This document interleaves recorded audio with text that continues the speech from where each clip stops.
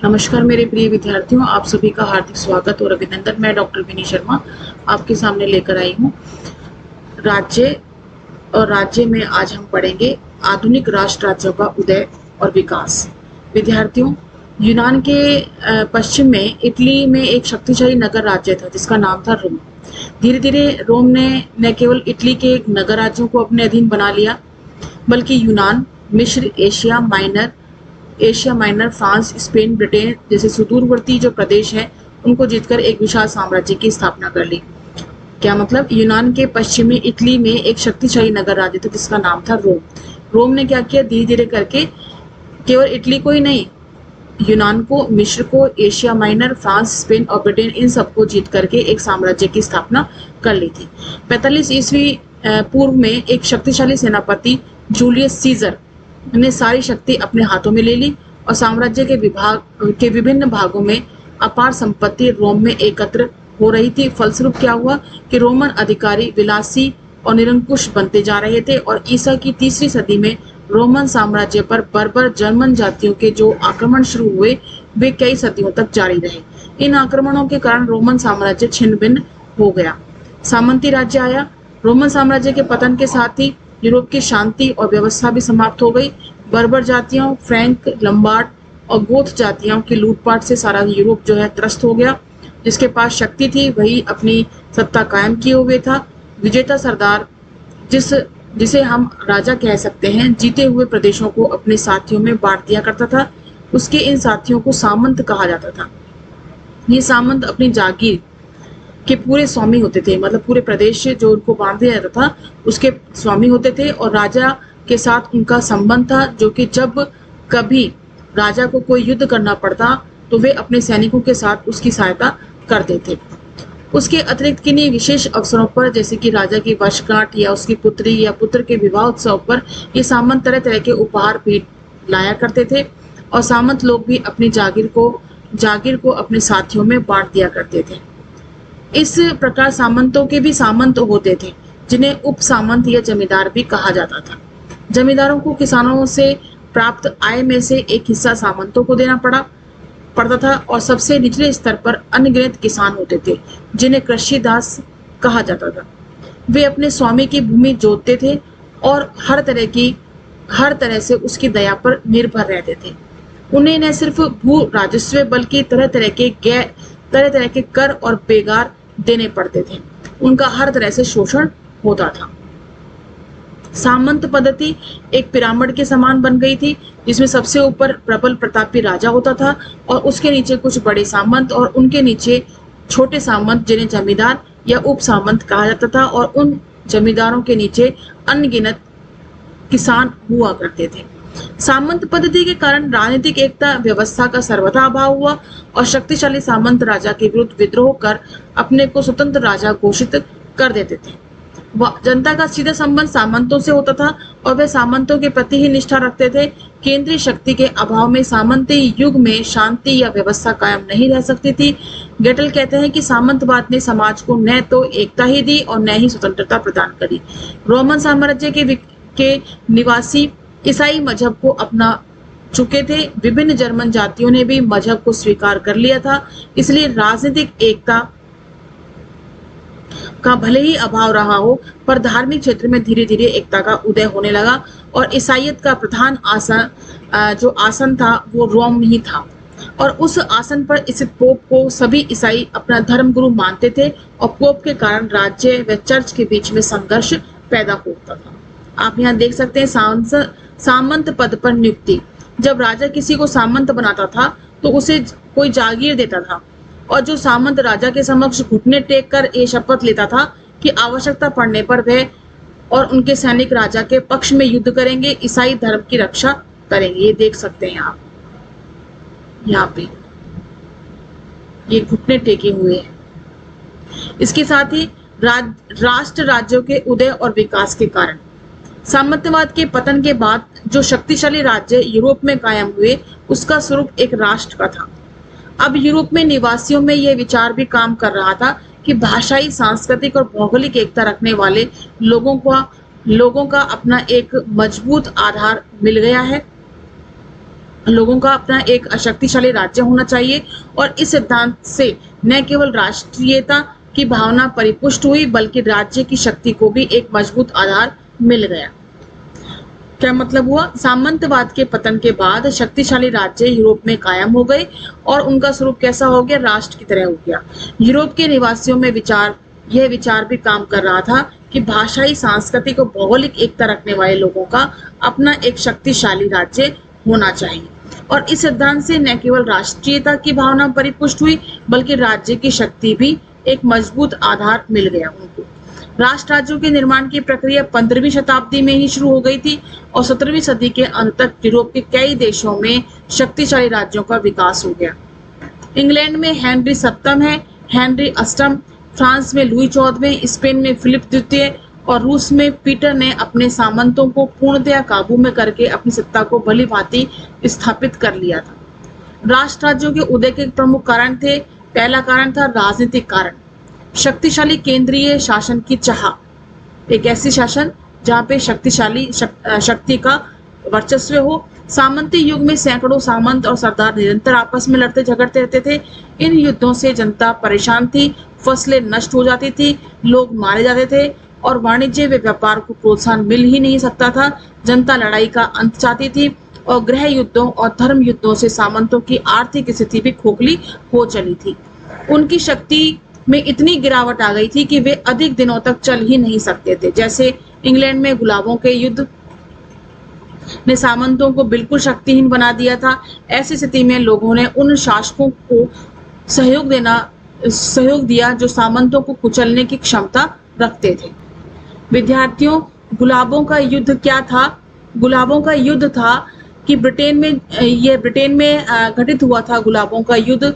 इसमें यार्क और लैंकेस्टर राजवंश आपस में लड़े थे और इन्होंने इंग्लैंड के सिंहासन के लिए लड़ाई लड़ी थी और अंत में टूडर राजवंश जो है इसके अंतर्गत बनाया गया था। फिर विद्यार्थियों, राजा प्राय सामंतों की सेना पर निर्भर रहते थे। जिन राज्यों की आमदनी अच्छी थी उन्होंने स्थायी सेनाएं गठित कर ली थी। बारूद और तोपों का प्रयोग भी केवल वे ही शासक कर सकते थे जिनके पास अच्छे संसाधन होते थे। इस प्रकार स्थायी सेना और तोपखानों के बलबूते राजाओं ने सामंतों को कुचल दिया था। इसके बाद बात आती है आर्थिक कारण। कृषक समाजों का व्यापारिक और औद्योगिक समाजों में बदल जाना। जब कृषक समाज व्यापारिक समाज में बदलने लगता है तो उसकी राजनीतिक जरूरतों में भी बदलाव आ जाता है। किसान की दुनिया अपेक्षाकृत बहुत छोटी होती है। वह अपने गांव और अपनी बस्ती से ही संतुष्ट रहती है। पर जब व्यापार और उद्योगों का विकास होता है तो उनकी उन्नति के लिए बड़ी दुनिया चाहिए। इंग्लैंड, फ्रांस और जर्मनी में ऐसा ही हुआ। जब बड़े पैमाने पर उत्पादन शुरू हो गया था तो दो बातों की आवश्यकता महसूस की गई। एक तो यह कि व्यापारी वर्ग शांति चाहता था और दूसरा वह छोटे से छोटा राज्य के मुकाबले राष्ट्र राज्य की कामना करता था, जिससे कि माल बिना किन्हीं रुकावटों के एक प्रदेश से दूसरे प्रदेश में जा सके और आ सके। उत्पादन बढ़ाने के लिए बाजार का विस्तार की आवश्यकता थी और छोटे सामंती राज्यों की सीमाएं व्यापार में बाधक थी। इसलिए व्यापारी वर्गों ने सामंतों की शक्ति नष्ट करने के लिए राजा की सहायता देना शुरू कर दिया, कर और उपहारों के माध्यम से। राजा और व्यापारी वर्ग की संयुक्त शक्ति सामंतों के पतन और राष्ट्र राज्यों के उदय का मुख्य कारण बने। किसकी शक्ति? व्यापारी वर्ग ने जब सामंतों की शक्ति को नष्ट करने के लिए राजा का सहयोग देना शुरू कर दिया, तब राजा और व्यापारी वर्ग संयुक्त हो गए और सामंतों का पतन और राष्ट्र राज्यों का उदय होना शुरू हो गया। धार्मिक कारण, धर्म सुधार आंदोलन एक प्रकार की जन क्रांति थी। वैभव विलास में रत पोप और अन्य धर्माधिकारियों के अत्याचारों को अब जनता सहन करने के लिए तैयार नहीं थी। कैथोलिक मजहब की कुरीतियों के विरुद्ध जो आंदोलन चला उसे ही धर्म सुधार आंदोलन का नाम दिया गया और इस आंदोलन का कुशल निर्देशक था मार्टिन लूथर। उसने पोप की सर्वोच्चता का डटकर विरोध किया, इसलिए उसके समर्थक प्रोटेस्टेंट कहलाए और प्रोटेस्टेंट इस बात के विरुद्ध थे कि उनके देश का धन करों के रूप में रोम भेजा जा रहा है। यूरोप में राष्ट्रीय भावना पनप रही थी। जैसे जैसे पोप की सत्ता और सामंतवाद की जंजीरें टूट रही थी, वैसे वैसे राष्ट्रीयता की भावना का प्रसार हो रहा था। इसके बाद बात आती है पुनर्जागरण का प्रभाव। पुनर्जागरण एक बौद्धिक आंदोलन था जिससे यूरोप में शिक्षा, ज्ञान और विज्ञान की अभूतपूर्व लहर आई। छापेखाने का आविष्कार 15वीं शताब्दी में एक महत्वपूर्ण घटना थी। अधिक संख्या में पुस्तकें उपलब्ध होने के कारण साधारण जनता भी पठन पाठन में रुचि लेने लगी और समाज के मध्यम और निचले वर्ग को सामंती संघर्ष और लड़ाई झगड़ों से घृणा हो चली थी। इन्हीं दिनों यूरोप वासियों को अफ्रीका, एशिया के नए नए मार्गों का पता चला और वे विश्व की अनेक सभ्यताओं के संपर्क में आए। यूरोप में नई नई विचारधाराएं पनपी। मनुष्य ने रूढ़ि और अंधविश्वासों के बंधन तोड़े और वे हर बात का मूल्यांकन वैज्ञानिक दृष्टिकोण से करने लगे। राष्ट्र राज्यों की स्थापना से में इस दृष्टिकोण ने बड़ी मदद पहुंचाई। इसके बाद बौद्धिक कारण हुए। बौद्धिक कारण में मैकियावेली, जॉन बोंदा, रूसो, वोल्टेयर की रचनाएं प्रकाशित हुई। राजनीतिक विचारकों ने राष्ट्र राज्यों के उत्थान में यथेष्ट योगदान दिया। मैकियावेली का मुख्य लक्ष्य था राज्य को सबल बनाने के उपाय की खोज करना। राष्ट्रीय भावना से अनुप्रमाणित था और वह स्पेन और फ्रांस की भांति इटली को भी राष्ट्र राज्य के रूप में देखना चाहता था। बोंदा, जो एक फ्रेंच विचारक था, उसने संप्रभुता को एक ऐसी शक्ति माना जिसे कानून द्वारा सीमित या बाधित नहीं किया जा सकता। रूसो की रचनाओं का फ्रांस के राष्ट्रवाद पर व्यापक प्रभाव पड़ा। वोल्टेयर चर्च की निरंकुशता का प्रबल विरोधी था। इटली में राष्ट्र राज्य की स्थापना 19वीं शताब्दी के द्वितीय चरण में हुई और वहां राष्ट्रीय भावना फैलाने में मैज़ीनी, कैपूर और गैरिबाल्डी ने बड़ी सशक्त भूमिका निभाई। इस प्रकार से विद्यार्थियों, राष्ट्रीयता और राष्ट्र राज्य के विकास में अनेक तत्वों का योगदान रहा और धर्म सुधार आंदोलन, पुनर्जागरण ने राष्ट्रवाद के पोषण में महत्वपूर्ण भूमिका निभाई। इसके बाद बात आती है आधुनिक राष्ट्र राज्यों का विकास किस प्रकार से हुआ, उसके विभिन्न चरण क्या थे। राष्ट्र राज्यों का निर्माण एकदम नहीं हो गया था। इन्हें आने में बहुत समय लगा और यह प्रक्रिया 15वीं शताब्दी से शुरू हुई थी और 15वीं और 16वीं शताब्दी में पश्चिमी यूरोप में कई शक्तिशाली राजाओं का उदय हुआ। बाद में पूर्वी यूरोप, संयुक्त राज्य अमेरिका, एशिया, अफ्रीका, अनेक राष्ट्र राज्यों की स्थापना हुई। इन सभी राज्यों को अपनी भाषा, संस्कृति और सांस्कृतिक परंपरा पर बड़ा गर्व था, जिसने राष्ट्रवाद के विकास को बढ़ावा दिया। पश्चिमी यूरोप में राष्ट्र राज्यों के उदय की हम बात समझते हैं। पहले इंग्लैंड में ट्यूडर शासकों हेनरी सप्तम और हेनरी अष्टम ने निरंकुश राजतंत्र की स्थापना की। इन्होंने सामंतों को पूर्णतया काबू में करके अपनी सत्ता को भली भांति स्थापित कर लिया था। जैसे कि मैंने कहा था कि गुलाबों के युद्ध में ट्यूडर शासन स्थापित हो गया था। उसमें हेनरी सप्तम और हेनरी अष्टम निरंकुश राजतंत्र की स्थापना में सक्षम हो पाए और उन्होंने सामंतों को पूर्णतया काबू करके अपनी सत्ता को स्थापित कर लिया था। हेनरी अष्टम ने पोप से नाता तोड़ लिया और स्वयं को पोप के स्थान पर इंग्लैंड के चर्च का प्रधान घोषित कर दिया। कैथोलिक मजहब के स्थान पर प्रोटेस्टेंट मजहब इंग्लैंड का राजधर्म घोषित कर दिया। इस प्रकार सामंतों और पोप दोनों ही सत्ता से लोहा लेने के बाद इंग्लैंड में सशक्त राजतंत्र का उदय हुआ। ट्यूडर शासक बहुत व्यवहार कुशल था और जनता को यह भरोसा था कि उसके हाथों में राष्ट्रीय हित पूरी तरह सुरक्षित है। पर 17वीं शताब्दी में वहां राजा और संसद के बीच संघर्ष हुआ, जिसका अंत 1688 की शानदार क्रांति के द्वारा हुआ। अब इंग्लैंड में राजा के स्थान पर संसद ही प्रभुसत्ता कायम हो गई। दूसरे अर्थ शब्दों में हम कह सकते हैं कि राष्ट्रवाद का अर्थ राजा की प्रति निष्ठा न हो रहकर कानून के शासन के प्रति निष्ठा समझा गया और ये व्यवस्था की गई कि राजा को संसद के किसी कानून को रद्द करने का कोई अधिकार नहीं होगा तथा संसद की स्वीकृति के बिना कोई कर नहीं लगाया जाएगा। इसी दौर में विद्यार्थियों, फ्रांस, स्पेन और प्रशिया, जर्मनी के एक महत्वपूर्ण प्रदेश है में प्रबुद्ध निरंकुश शासकों का उदय हुआ और फ्रांस के राजा लुई 14वें के शासनकाल के दौरान देश के व्यापार में अपार वृद्धि भी हुई। उसने देश की कर प्रणाली को भी सुधारा, व्यापार, कृषि, सिंचाई योजनाओं व राजमार्गों के निर्माण पर बल दिया। बाद में फ्रांस के सम्राट न केवल विलासी बन गए थे पर अत्यंत लापरवाह और स्वेच्छाचारी भी थे।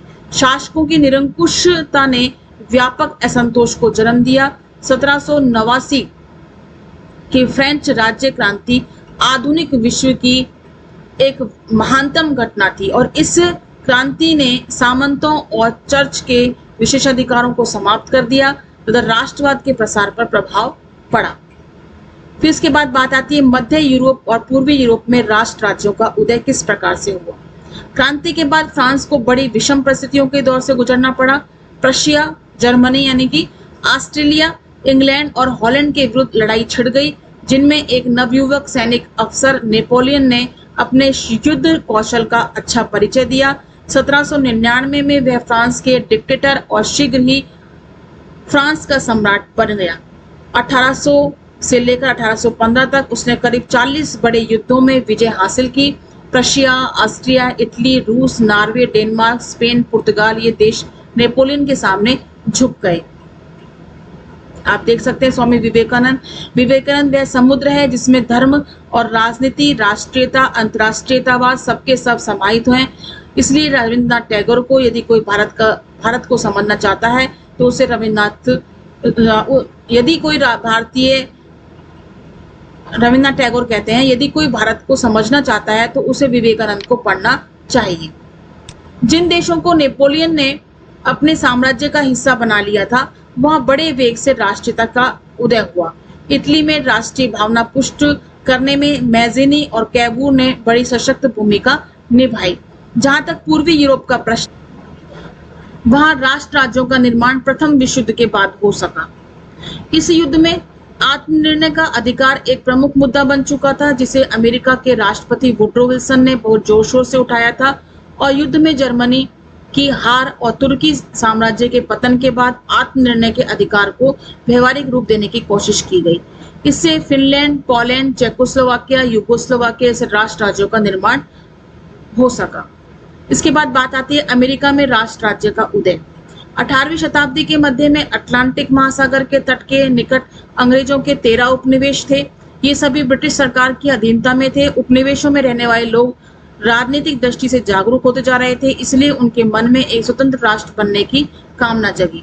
दूसरी ओर फ्रांस के विरुद्ध लड़े गए सप्तवर्षीय युद्ध 1756 से 1763 के कारण ब्रिटेन की अर्थव्यवस्था बहुत खराब हो चुकी थी, इसलिए ब्रिटिश सरकार ने अमेरिका की जनता पर कुछ नए कर लगाने की योजना बनाई।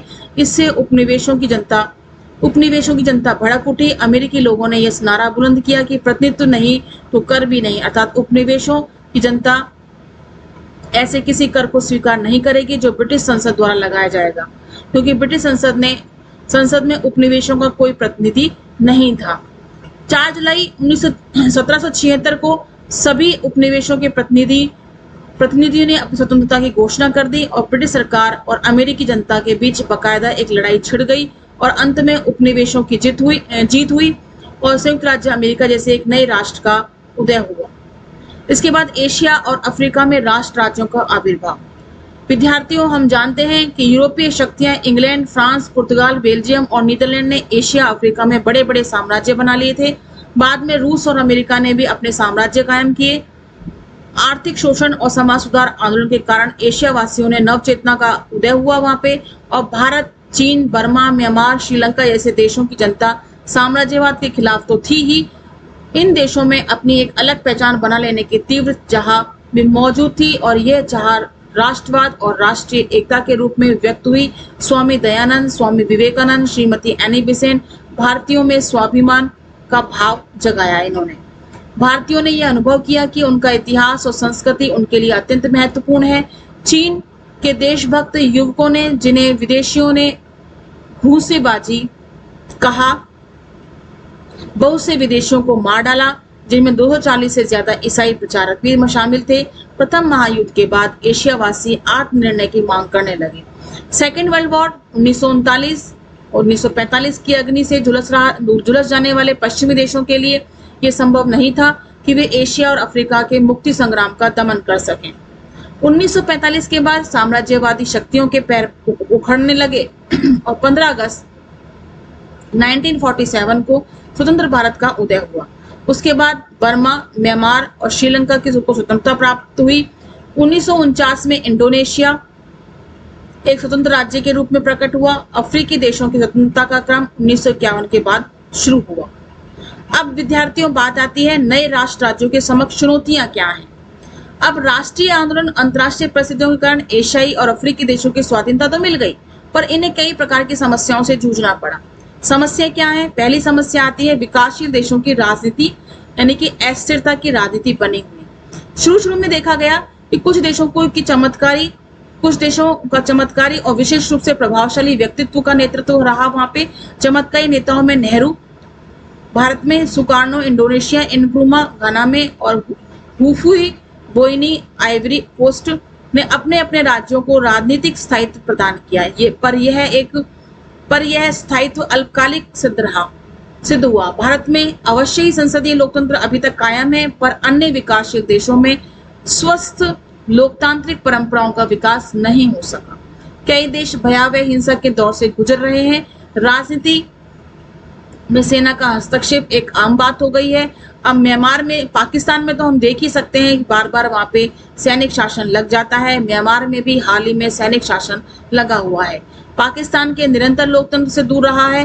भारत जैसे लोकतांत्रिक देश में भी व्यक्ति आधारित और परिवार को आगे बढ़ाने की राजनीति देखने को मिलती है। दूसरी बात आती है सदियों की गुलामी और शोषण के कारण एशिया और अफ्रीका की जनता आर्थिक दृष्टि से बहुत पिछड़ी हुई है और इन देशों की मुख्य समस्या है गरीबी और भूखमरी। बहुराष्ट्रीय कंपनियां रोजमर्रा इस्तेमाल में आने वाली चीजों के बाजार पर भी कब्जा करती जा रही है और इन कंपनियों की आक्रामक विज्ञापन पद्धति के कारण स्वदेशी उद्योगों को खतरा पैदा हो रहा है और यह इन देशों की संप्रभुता और राष्ट्रवाद के लिए खुली चुनौती बनी हुई है। तीसरी बात आती है विकासशील देशों की राजनीति में सांप्रदायिकता, भाषाई विवाद, संजातीय संघर्ष से ग्रस्त रही है और जाति, मजहब, भाषा और क्षेत्र के आधार पर भारी विभिन्नताएं यहाँ पे मौजूद है जिन्हें पाटना यानी खत्म करना बहुत ही मुश्किल है। जैसे कि म्यांमार में 11 भाषाएं बोली जाती हैं, इंडोनेशिया में 10 भाषाएं, 16 बड़े जाति समूह यहाँ पे विद्यमान हैं।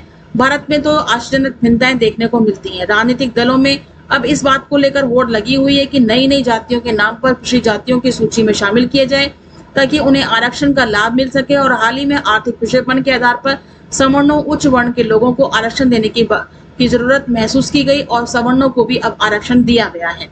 ये सभी विकार दूर किए जा सकते हैं या इनमें परिवर्तन लाया जा सकता है। इनके लिए 3 बातें आवश्यक है। पहली बात है लोकतांत्रिक पद्धति द्वारा स्वच्छ छवि वाले अच्छे नेताओं का चुनाव करना। दूसरी आती है रोजगारोन्मुख नीतियां का निर्धारण करना, ज्यादा से ज्यादा लोगों को भूख और कुपोषण से मुक्ति दिलाना। तीसरी है एक नई कार्य संस्कृति जो लोगों में अनुशासन और राष्ट्र के लिए ज्यादा से ज्यादा श्रम करने की प्रवृत्ति उत्पन्न करे और इन देशों के नागरिकों का दायित्व है कि वे केवल अधिकार व आराम के ही विषय में नहीं अपने कर्तव्यों के बारे में भी जागरूक रहें और राष्ट्रवाद का तकाजा अनुशासन व कठिन श्रम और हिंसा, तोड़फोड़ और आपाधापी रही है। तो कुल मिलाकर के विद्यार्थियों, राष्ट्र राज्यों का उदय रोम से शुरू होता हुआ ब्रिटेन भी राष्ट्र राज्य के रूप में उदय हुआ, अमेरिका का राष्ट्र राज्य के रूप में उदय हुआ और एशिया अफ्रीका के राष्ट्रों का भी राष्ट्र राज्य के रूप में उदय हुआ। लेकिन फिर भी बहुत सारी जो चुनौतियां हैं इन राष्ट्र राज्यों को झेलनी पड़ रही हैं और इन चुनौतियों का उन्हें सामना करना पड़ रहा है। इसके साथ ही यह अध्याय यहाँ समाप्त होता है और इस अध्याय के सार संक्षेप में हम देख सकते हैं कि हमने राज्य की परिभाषा को हमने समझा, जिसमें हमने निश्चित भूभाग के अंतर्गत हमने स्थायी रूप से वो रहते हो, भारी नियंत्रण से लगभग वे मुक्त हो और ऐसी एक सुसंगठित सरकार हो जिसमें कि वो आज्ञाओं का भी स्वभाव से पालन करें। आवश्यक तत्वों में हमने देखा जनसंख्या, निश्चित भूभाग, संगठित शासन व्यवस्था जिसे सरकार कहते हैं और प्रभुसत्ता, इनके बारे में हमने बात करी। विशेषताएं हमने देखी स्थायित्व, निरंतरता, समानता और अंतर्राष्ट्रीय मान्यता। संप्रभुता के बारे में हमने सॉवरेंटी के बारे में 2 प्रकार पढ़े, आंतरिक और बाह्य संप्रभुता। समाज और राज्य के बीच में हमने भेद पढ़ा कि समाज पहले आया, राज्य बाद में आया। समाज विस्तृत है, व्यापक है, राज्य सीमित है। राज्य की शक्तियां सीमित हैं, समाज की शक्तियां व्यापक हैं। इसके बाद हमने राज्य और सरकार के भेद को पढ़ा। राज्य जो है सरकार तो केवल एक यंत्र के समान है, सरकार अस्थायी है, जबकि राज्य जो है हमेशा स्थायी संस्था है। राज्य असीम है और सरकार असीम है। राज्य अमूर्त है और जबकि सरकार मूर्त है, हमेशा दिखाई देती है कर्मचारियों के माध्यम से, लेकिन राज्य हमें नहीं दिखाई देता। इसके बाद सरकार की अवज्ञा की जा सकती है, लेकिन राज्य से हम अपना नाता नहीं तोड़ सकते हैं। इसके बाद हमने राज्य और अन्य समुदायों के बारे में पढ़ा। राज्य के अंतर्गत अन्य समुदायों का होना जरूरी है क्योंकि मनुष्यों का एक ऐसा संगठित समूह है जो किन्हीं खास उद्देश्यों की पूर्ति के लिए विभिन्न प्रकार के समुदाय बनाता है, जिसमें पॉलिटिकल पार्टीज हैं, धार्मिक समुदाय हैं, मजदूर संगठन है, रेलवे यूनियन, इन सब की हमने बात करी। ऑस्टिन और हीगल के भी मत के बारे में हमने विचार किया। राज्य सभी समुदायों के कार्यों में हस्तक्षेप कर सकता है। फिगिस, मैकाइवर, हेरोल्डोस्की, इन्होंने भी राज्य की असीमित अधिकार बताया कि असीमित अधिकार उन्हें नहीं मिलने चाहिए। राज्य को ही अपने सीमाओं के भीतर सर्वोच्च अधिकार प्राप्त होता है। ऐसे अवसर आ सकते हैं कि राज्य को समुदायों के कार्यों पर प्रतिबंध लगाना पड़े। इसके बाद हमने राष्ट्र क्या होता है इसके बारे में जानकारी हासिल करी। राष्ट्र एक भावना है, एक ऐसी भावना जो एकता पैदा करती है, मिलजुल कर भावना पैदा करती है। और राष्ट्र जाति, वंश की एकता, भाषा की एकता, भौगोलिक एकता, इन सभी से मिलकर के बनती है। इसमें किसी भी प्रकार के धर्म, वंश, लिंग, इस प्रकार का किसी प्रकार का भेदभाव नहीं देखा जाता। सभी मिलजुल कर एकता के सूत्र में बंधे हुए होते हैं। उसके बाद हमने राज्य और राष्ट्र के बीच में अंतर पढ़ा। राज्य एक वैधानिक संस्था है, राष्ट्र एक भावनात्मक संजातीय संस्था है। आधुनिक राष्ट्र राज्यों के उदय का विकास हमने पढ़ा। उसके बाद हमने देखा कि रोम ने न केवल इटली के नगर राज्यों को बल्कि यूनान, मिस्र, फ्रांस, स्पेन और ब्रिटेन जैसे सुदूरवर्ती प्रदेशों को जीतकर एक विशाल साम्राज्य की स्थापना कर ली थी। और ईसा की 3री सदी में रोमन साम्राज्य पर बर्बर जातियों के जो आक्रमण शुरू हुए वे कई सदियों तक जारी रहे और रोमन साम्राज्य छिन्न भिन्न हो गया और यूरोप में सामंती राज्यों का उदय हुआ और निरंतर आपस में लड़ते चले गए।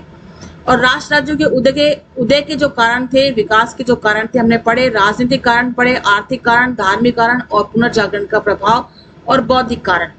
इसके बाद हमने आधुनिक राष्ट्र राज्यों की बात पढ़ी। उसमें पश्चिमी यूरोप, जिसमें इंग्लैंड, फ्रांस और अन्य यूरोपीय देश आते हैं। मध्य यूरोप, प्रशिया, बेल्जियम, नॉर्वे और डेनमार्क। पूर्वी Europe, Finland, Poland, Yugoslavia. America में राष्ट्र राज्यों का उदय हुआ। एशिया और अफ्रीका में राष्ट्र राज्यों का आविर्भाव हुआ। सेकेंड वर्ल्ड वॉर के बाद साम्राज्यवादी शक्तियों के पैर उखड़ने लगे और एशिया और अफ्रीका में स्वतंत्र राष्ट्र राज्यों की स्थापना हुई। इसके बाद हमने नए राष्ट्र राज्यों की चुनौतियों के बारे में पढ़ा, जिसमें अस्थिरता की राजनीति, आर्थिक पिछड़ापन और बहुराष्ट्रीय कंपनियों का दबदबा और सांप्रदायिकता, जातीय और भाषाई संघर्ष, इन सबको हमने जाना। विद्यार्थियों, ये प्रश्नावली है। ये प्रश्नावली में बहुत सारे प्रश्न अलग अलग प्रकार से पूछे गए हैं। सबसे पहला प्रश्न पूछा गया है, निबंधात्मक प्रश्न है। आधुनिक राज्य की परिभाषा करते हुए राज्य के प्रमुख तत्व आपको बताने। दूसरा आता है प्रभुसत्ता क्या है। प्रभुसत्ता के आंतरिक और बाह्य पक्ष पूछे हैं। प्रभुसत्ता क्या है, साम्राज्यवाद और वैश्वीकरण के संदर्भ में प्रभुसत्ता की स्थिति की पूछी गई है। समुदाय किसे कहते हैं, राज्य तथा अन्य समुदायों में अंतर पूछा गया है। राष्ट्र राज्य क्या होता है, इसका अर्थ बताना है। इसमें आधुनिक राष्ट्र राज्यों के उदय और विकास के कारण बताने हैं और आधुनिक राष्ट्र राज्यों के विभिन्न विकास के चरण भी बताने हैं आपको। आधुनिक राष्ट्र राज्यों के ऐतिहासिक विकास के विभिन्न चरण, ये दोनों एक जैसे ही प्रश्न है। एशिया और अफ्रीका में राष्ट्र राज्यों के आविर्भाव की विवेचना करनी है। नए राष्ट्र राज्यों के किन चुनौतियों या समस्याओं का सामना कर रहे हैं, आज राष्ट्र राज्य किन चुनौतियों का सामना कर रहे हैं, ये दोनों प्रश्न एक जैसे हैं। और कुछ टिप्पणी पूछी गई है, समाज और राज्य का अंतर पूछा गया है और राज्य और सरकार का अंतर आपसे पूछा गया है। इसके साथ ही विद्यार्थियों, ये वीडियो यहीं समाप्त होता है। नेक्स्ट वीडियो में हम नेक्स्ट चैप्टर लेकर के आएंगे। तब तक के लिए आपसे विदा लेते हैं। नमस्कार एंड धन्यवाद।